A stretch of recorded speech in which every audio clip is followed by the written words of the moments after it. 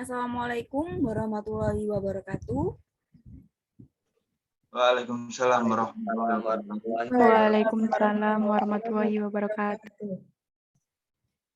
Kami dari kelompok 9 ingin mempresentasikan tentang kasus yang terjadi akibat gesekan antar budaya, agama, dan negara. Saya akan share screen. Apakah sudah terlihat? Sudah.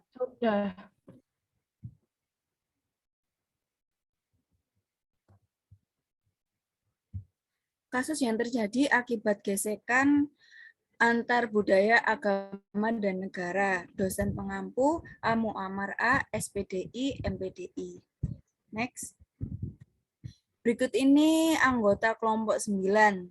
Yang pertama ada Salsabila Lilia Dewi, NPM 004. Yang kedua ada Naufal Ade Irawan, NPM 006. Yang ketiga ada Dani Dwi Lestari, NPM 015. Yang keempat ada Miftah Nur Erina, NPM 030. Yang kelima Novian Remala Putri, NPM 031. Dan yang terakhir ada Teguh Yulianto, NPM 050. Bisa di next. Pengertian konflik. Konflik merupakan perjuangan yang dilakukan oleh berbagai pihak untuk memperoleh hal-hal seperti nilai, status, kekuasaan, dan otoriter. Di mana tujuan dari mereka bertingkai itu tidak hanya untuk memperoleh keuntungan, tetapi juga untuk menundukkan saingannya dengan kekerasan atau ancaman. Ayat Al-Quran yang menerangkan tentang manajemen konflik diantaranya surat keempat, surat An-Nisa ayat 59, yang artinya, hai orang-orang yang beriman, taatilah Allah dan taatilah Rasul, dan ulil amri di antara kamu. Kemudian jika kamu berlainan pendapat tentang sesuatu, maka kembalilah ia kepada Allah dan Rasul. Jika kamu benar-benar beriman kepada Allah dan hari kemudian, yang demikian itu lebih utama bagimu dan lebih baik akibatnya. Baik, slide selanjutnya akan dipaparkan oleh teman saya. Konflik yang dipicu keberagaman budaya di Indonesia. Next. Pertama ada tragedi Sampit, konflik antara kelompok etnis Dayak dan Madura yang terjadi di Sampit, Kalimantan Tengah. Dengan adanya tragedi tersebut, sebagian besar warga dari etnis Madura harus diungsikan ke Jawa Timur dan Jawa Tengah. Korban bertambah dan sudah tidak bisa dihitung berapa rumah dan fasilitas umum yang terbakar. 2. Ada konflik Maluku. Konflik ini adalah konflik kekerasan dengan latar belakang perbedaan agama, yakni antara kelompok Islam dan Kristen. Rentan konflik yang terjadi juga yang paling lama, yakni sampai 4 tahun. Next. Konflik ini terjadi di Kepulauan Maluku, khususnya Ambon dan Halmahera. Ketiga, ada konflik yang terjadi pada tahun 1998, krisis ekonomi berujung menjadi konflik sosial pada penghujung Orde Baru. Jatuhnya Soeharto ditandai dengan merebaknya kerusuhan di berbagai wilayah di Indonesia. Pada kerusuhan tersebut, banyak toko dan perusahaan dihancurkan massa yang mengamuk. Sasaran utama adalah properti warga negara etnis Tionghoa.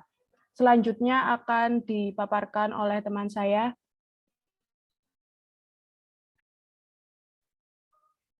Yang selanjutnya adalah konflik antar agama yang pernah terjadi di Indonesia. Next. Konflik antar agama merupakan konflik yang dapat ditimbulkan akibat dari perbedaan keyakinan yang tidak bisa disiasati dengan sikap saling menghormati dan menghargai perbedaan. Di Indonesia, kebebasan dalam menganut keyakinan atau kepercayaan telah diatur dalam Undang-Undang Dasar 1945 Pasal 28E ayat 1 dan Pasal 29 ayat 2. Ada 7 contoh konflik agama yang pernah terjadi di Indonesia sebagai berikut. 1. Konflik Poso, Islam versus Nasrani. Salah satu penyebabnya adalah karena kurangnya peran pemerintah dalam mengembalikan situasi menjadi kondusif. Dimulai dari tahun 1998 hingga tahun 2000, konflik berkembang ke ranah kekerasan. Next. 2. Konflik Ambon, Islam versus Nasrani. Konflik antar agama yang terjadi di Ambon pada tahun 1999 merupakan sebuah konflik berdarah antara kaum Muslim dan Nasrani. Konflik tersebut dipicu oleh insiden pemalakan yang dilakukan oleh 2 orang Muslim terhadap warga Nasrani seperti penyebab konflik sosial paling umum. 3. Konflik Tolikara, Islam versus Nasrani. Konflik ini terjadi di Tolikara, Papua, dipicu oleh pembakaran sebuah masjid oleh para jemaat Gereja Injil Indonesia. Slide selanjutnya akan disampaikan oleh teman saya. 4. Konflik Aceh Islam versus Kristen. Konflik antar agama pernah terjadi, tepatnya di daerah Singkil pada tahun 2015. Konflik ini diawali dengan demonstrasi umat Muslim. Demonstrasi umat Muslim yang menuntut pemerintah untuk membongkar sejumlah gereja Kristen yang berdiri seperti dampak konflik agama. 5. Konflik apartheid di Afrika Selatan. Konflik apartheid merupakan sebuah kebijakan yang melarang ras kulit hitam untuk ikut dalam pemerintahan. Konflik tersebut terjadi di negara Afrika Selatan yang dihuni oleh penduduk asli ras kulit hitam. Nelson Mandela melakukan revolusi dengan mendobrak kebijakan tersebut. Ia berhasil menjadi presiden kulit hitam pertama dan menghapuskan politik apartheid. Next. 6. Konflik Israel dan Palestina. Konflik ini dimulai pada 30 tahun yang lalu saat Israel menyerang dan berhasil menguasai sebagian wilayah Yordania, Iran, dan tepi barat Palestina. Konflik antara Palestina dan Israel menjadi konflik yang sangat menyita perhatian dunia. Konflik ini masih terus terjadi dan melibatkan banyak aktor yang terlibat seperti juga penyebab konflik Suriah. 7. Konflik Rohingya di Myanmar. Konflik Rohingya menjadi etnis yang diperlakukan secara diskriminatif oleh pemerintah Myanmar. Pembantaian etnis Rohingya oleh tentara pemerintah disebabkan karena Rohingya dianggap bukan merupakan bagian dari penduduk Myanmar. Untuk materi selanjutnya dilanjutkan oleh teman saya. Konflik antar negara atau konflik internasional. Yang pertama, perselisihan teritorial. Perselisihan batas negara cenderung menjadi persoalan yang keras dalam hubungan internasional. Hal ini adalah bentuk dari nasionalisme yang mengarah secara langsung kepada konflik yang serius antar negara bagian. Yang kedua, alat-alat pengendali wilayah. Alat-alat militer telah menjadi senjata yang efektif untuk mengendalikan wilayah, dan perang sering membuat batas-batas baru antar negara. Yang ketiga, pemisahan. Usaha-usaha provinsi dan wilayah untuk berpisah dari negara induknya adalah model khusus dari konflik perbatasan. Yang keempat, perbatasan antar negara bagian. Perselisihan perbatasan antar negara dianggap serius oleh komunitas internasional, tetapi tidak seperti konflik pemisahan diri. Sejak tahun 1945, hanya sedikit sekali wilayah yang berpindah tangan antar negara melalui kekerasan yang diakui. Yang kelima, perselisihan berkepanjangan. Pada abad 20, hanya sedikit terjadi perselisihan perbatasan antar negara, tetapi hal itu tetap menjadi pemicu konflik internasional. Di antaranya yang paling sulit untuk adalah batas negara Israel, yang tidak pernah secara kuat diakui dan dikenali oleh negara tetangganya.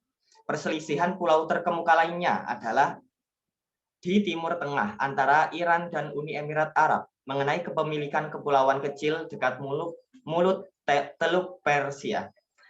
Materi selanjutnya akan disampaikan oleh teman saya. Baik, terima kasih, akan saya lanjutkan. Yang keenam, perairan teritorial. Negara memperlakukan perairan teritorial dekat pantai mereka sebagian bagian dari wilayah nasional mereka. Definisi perairan ini dapat dibedakan oleh tipe penggunaannya dan tidak bersifat universal. UNCLOS secara umum memperbolehkan 12 mil untuk pemancingan dan 200 mil untuk zona ekonomi eksklusif, termasuk pemancingan dan hak mineral dalam kurung, tetapi menjadi perairan bebas navigasi. Dan zona ekonomi eksklusif melindungi 3 benua di dunia. Yang ketujuh, perbatasan udara. Perbatasan udara di atas suatu negara dipertimbangkan sebagai wilayah negara. Hal ini berdasarkan 3 pertimbangan praktis. Yang pertama, satelit bergerak sangat cepat dan tidak mudah berubah haluan. Yang kedua, negara dapat menembak jatuh pesawat asing, tetapi kekurangan alat teknis untuk menembak jatuh satelit. Yang ketiga, satelit telah menjadi alat yang sangat berguna bagi semua kekuatan besar sebagai alat intelijen bersama. Next. Sekian dari kami, saya kembalikan ke moderator. Baik, terima kasih. Sekian dan terima kasih dari kelompok kami. Mohon maaf bila ada salah kata ataupun tingkah. Terima kasih. Wassalamualaikum warahmatullahi wabarakatuh. Waalaikumsalam. Waalaikumsalam warahmatullahi wabarakatuh.